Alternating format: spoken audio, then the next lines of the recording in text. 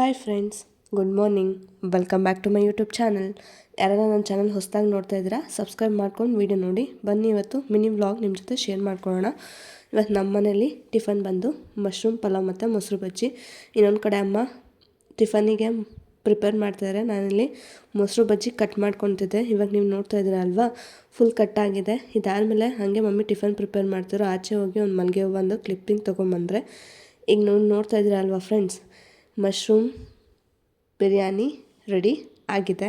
Friends tiffin ಆಯಿತು. ಇನ್ನೊಂದು ಕಡೆ ಅಮ್ಮ ಪಾತ್ರೆ ತೊಳ್ದು ಹಾಕ್ತಾಯಿದ್ರು. ಸೊ ಇನ್ನೊಂದು ಕಡೆ ನಾವು ಎಲ್ಲ ನೀಟಾಗಿ ಪಾತ್ರನ ಒರೆಸಿ ಎತ್ತಿಡ್ತಾ ಇದ್ದೀವಿ. ನೀವು ನೋಡ್ತಾ ಇರ್ಬೋದು, ನಮ್ಮನೇಲಿ ಅಂತೂ ಪಾತ್ರೆ ಜಾಸ್ತಿ ಬೀಳುತ್ತೆ ಫ್ರೆಂಡ್ಸ್. ಇದಾದಮೇಲೆ ಎಲ್ಲ ಕ್ಲೀನ್ ಮಾಡಾದ್ಮೇಲೆ ಅಕ್ಕ ಇನ್ನೊಂದು ಕಡೆಯಿಂದ ಮನೆ ಒರೆಸ್ಕೊಳ್ತಾ ಬರ್ತಾಯಿದ್ರು.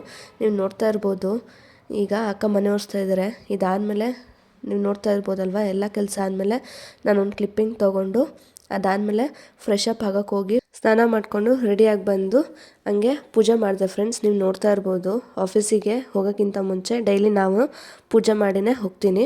ನೀವು ನೋಡ್ತಾ ಇರ್ಬೋದು, ಹಂಗೆ ಪೂಜೆ ಎಲ್ಲ ಆಯಿತು. ಹಂಗೆ ಒಂದು ಕ್ಲಿಪ್ಪಿಂಗ್ಸ್ ತೊಗೊಂಡೆ. ಇದಾದಮೇಲೆ ಟೆರೆಸ್ ಮೇಲೆ ಬಟ್ಟೆ ಒಣಗಾಕೋಣ ಅಂತ ಹೋಗಿದ್ದೆ ಫ್ರೆಂಡ್ಸ್. ನೀವು ನೋಡ್ತಾ ಇರ್ಬೋದು, ಸಮ್ಮರ್ ಅಲ್ವಾ, ಎಷ್ಟು ಬಿಸಿಲಿತ್ತು ಅಂತ ಅಂದರೆ ಅಂತೂ ಇಂತೂ ನಾನು ನಮ್ಮ ಅಕ್ಕ ಇಬ್ಬರು ಸೇರಿ ಬಟ್ಟೆ ಎಲ್ಲ ಒಣಗಾಕಿದ್ವಿ. ಓಕೆ ಫ್ರೆಂಡ್ಸ್, ಈ ವ್ಲಾಗ್ನ ಇಲ್ಲಿಗೆ ಎಂಡ್ ಮಾಡ್ತೀನಿ.